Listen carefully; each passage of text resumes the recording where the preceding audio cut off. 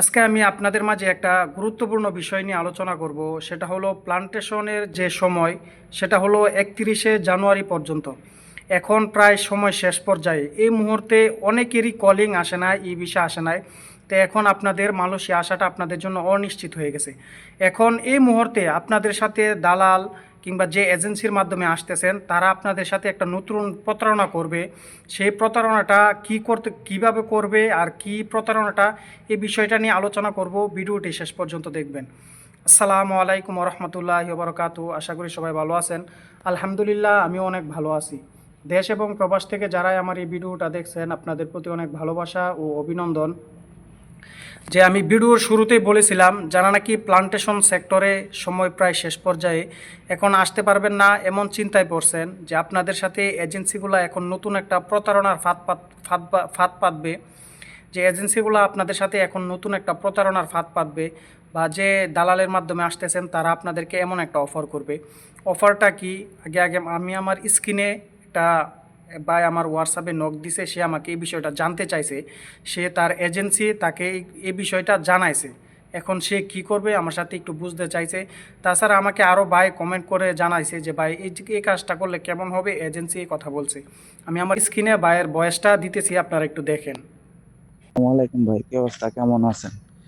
এখন ভাই এজেন্সি বলতে আছে যে যদি এখানে ভিসা না বাইর হয় তাহলে তুমি মনে করো যে যদি ইচ্ছা করো পরে যাবা, নয়তো টুরিস্ট করে ওখানে যেয়ে ভিসা লাগাই দিব।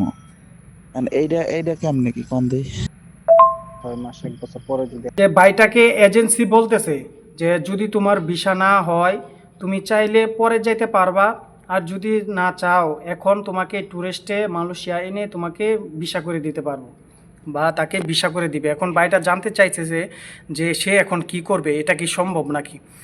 এই প্রতারণাগুলো আপনাদের সাথে এজেন্সি বা যার মাধ্যমে আপনারা আসতে চাইছেন, সে আপনাদের সাথে এমন একটা প্রতারণা করতে পারে। আপনাকে মালয়েশিয়ার ট্যুরিস্টে আইনা সে ভিসা করে দিবে। এই দেশটা তার নিজের বাপের না, বা কারো এখানে টাকা দিলে ভিসা হয়ে যাবে।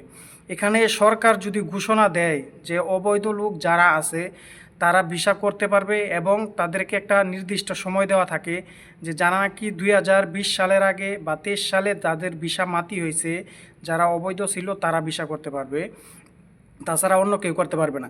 এই সুযোগটা যদি সরকার দেয় তাহলে ভিসা করা সম্ভব। তাছাড়া আপনাকে ট্যুরিস্টে আয় না এখানে আপনাকে ভিসা করে দিবে, এটা কোশ্চিন কালও সম্ভব না। এটা কোনো আপনারা এই ফাঁদে কখনো পড়বেন না। এই প্রতারণার ফাঁদ আপনাদের সাথে যদি কোনো এজেন্সি করে, বা যার মাধ্যমে আপনারা আসতে চাইছেন তারা যদি এই কথা বলে, আপনারা কখনো এটার উপরে রাজি হবেন না।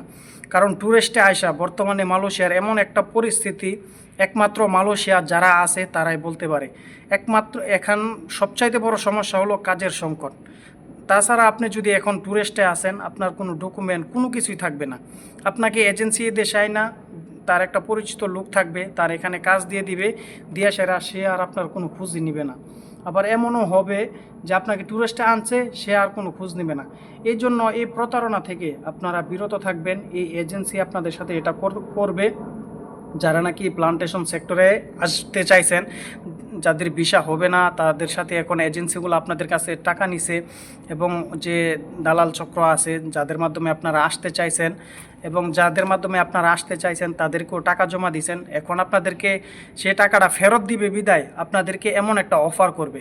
এই জন্য এই অফারে আপনারা কখনো রাজি হবেন না। ট্যুরিস্টে আইসা সে আপনাকে কাজ দিতেই পারবে না। যাদের কাগজপত্র আছে, সব ডকুমেন্ট আছে, তারাই বর্তমানে কাজ পাইতেছে না, কাজের জন্য হাহাকার করতেছে, মাস কি মাস বসে রয়েছে, এমন পরিস্থিতি। ভালো থাকবেন, সুস্থ থাকবেন। আসসালামু আলাইকুম রহমতুল্লাহি ওয়া বারাকাতুহু।